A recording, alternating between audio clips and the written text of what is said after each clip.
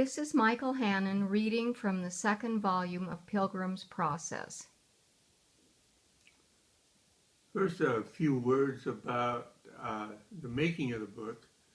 In 1995, the artist William Wiley and myself were giving a gig for Myra Morgan at the Morgan Gallery in Kansas City. At a dinner party, we met another artist. His name was Key Francis, who was a painter, sculptor, etcher, bookmaker.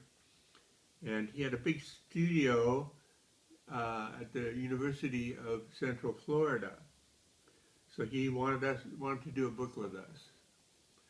So that was the beginning. And then we went home and I had a series of poems that I had just finished, and Wiley started making drawings for the etchings he would do.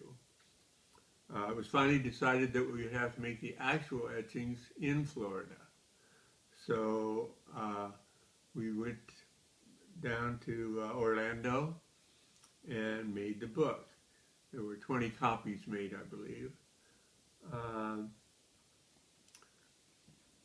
So the book has, these are unbound etchings and poems in 2 books. And I'm going to read the second book, which is called Pilgrim's Process, Higher Ground.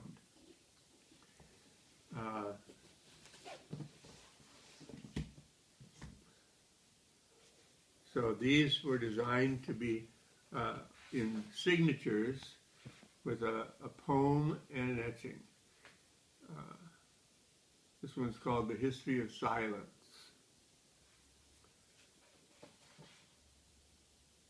Defeated by language, silence tries to enter the heart between breaths. Air and field are dense with petals. Trees like torches rise in sacrifice and celebration. A strong black swell rocks along beneath the doubled stars, the plethora. Silence is trying to enter the forest of notions, disguised as the opposite of language, a poor substitute for the real thing. A single black narcissus made out of words.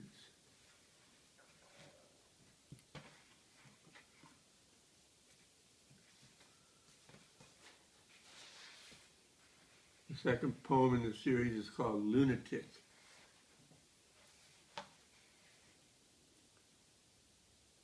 Between transcendence and annihilation, the moon takes off her gown for me. Too bright, she has blinded the instrument of her praise and made it stupid.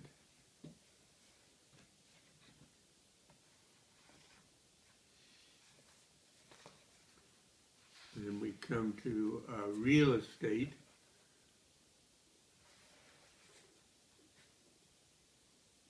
In the hall of the mountain king, the alders are spending their gold. Gold is death to spend, and spending it gladly. Already they have purchased the sky and its promise. Immortal self, say the Vedas. Snow, says the wind. This is a poem from the Eastern Sierra, where my wife and I were wont to go every summer or autumn. And most of these poems eventually wound up in my selected poems, which is Imaginary Burden.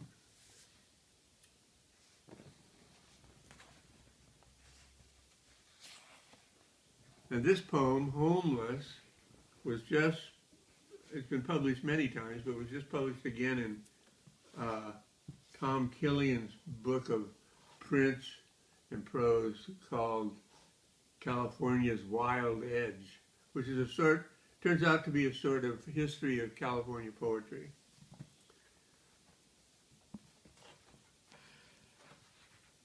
So, Homeless. In the parking lot where the path to the sea begins, impermanence has been living out of an old Chevy van, frayed lawn chairs, six-pack vertebra, gray jockey shorts, and a rusty oil drum sawed off for fire.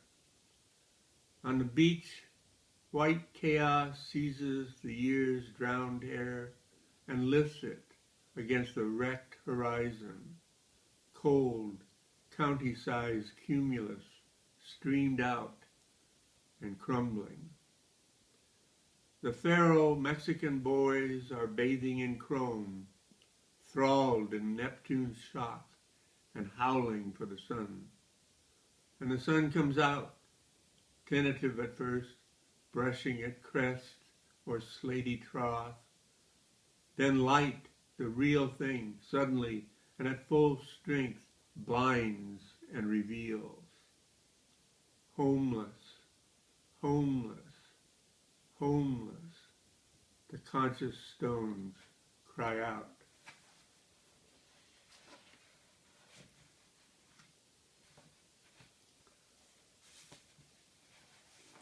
And this one's called Imaginary Separations.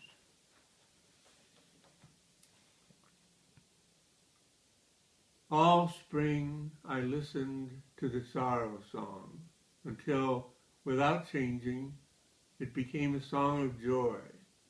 Now I listen to that song with equal intensity and so am carried from pole to pole by music.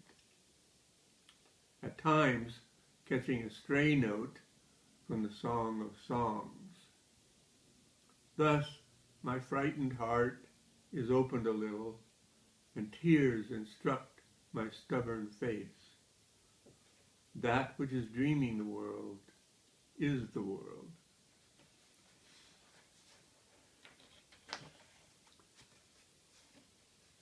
This one's called North Coast.